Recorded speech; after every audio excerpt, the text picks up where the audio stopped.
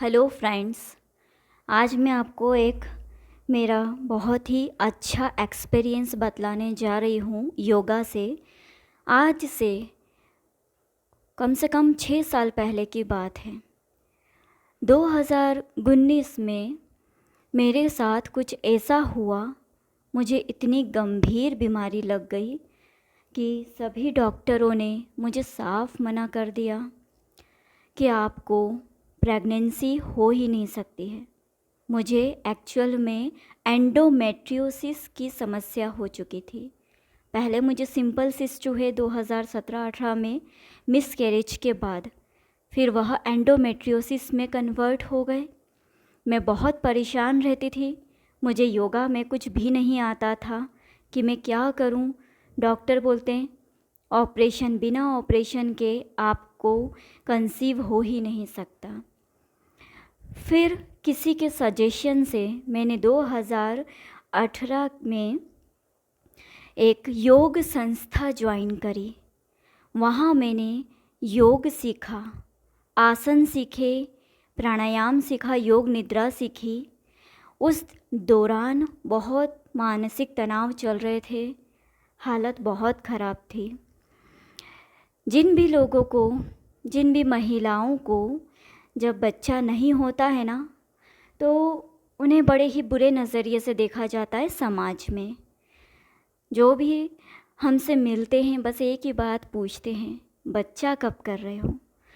बड़ी कठिन समस्या थी, कुछ आइडिया नहीं था कि कैसे ठीक होगा, पर बस डेली बेसिस पे मैंने योगा अभ्यास किए, आसन किए, प्राणायाम किया, योग निद्रा करी, संकल्प लिया।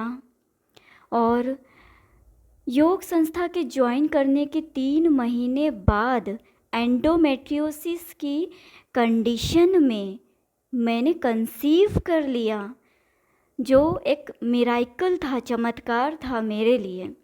क्योंकि जितने भी गायनेकोलॉजिस्ट मेरी रिपोर्ट्स देखते थे वह यही बोलते थे इम्पॉसिबल, हो ही नहीं सकता।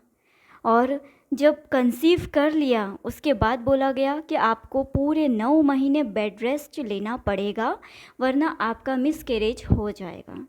पर मुझे योग पर इतना भरोसा था, इतना विश्वास था कि मैंने बोला चाहे कुछ भी हो, मैं क्लास तो जाऊंगी, संस्था जाऊंगी और योग वहीं हर रोज़ करके आऊंगी प्रैक्टिस।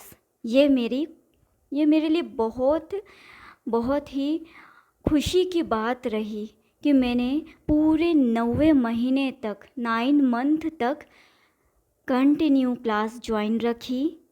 मुझसे जाते नहीं बनता था, वॉक करते भी नहीं बनता था लास्ट मंथ में, फिर भी मैं जाती थी। मैंने आखिरी समय तक योगा को प्रॉपर तरीके से किया और मेरी योगा से नॉर्मल डिलीवरी हो गई, जो मेरे लिए बहुत बड़ी बात थी।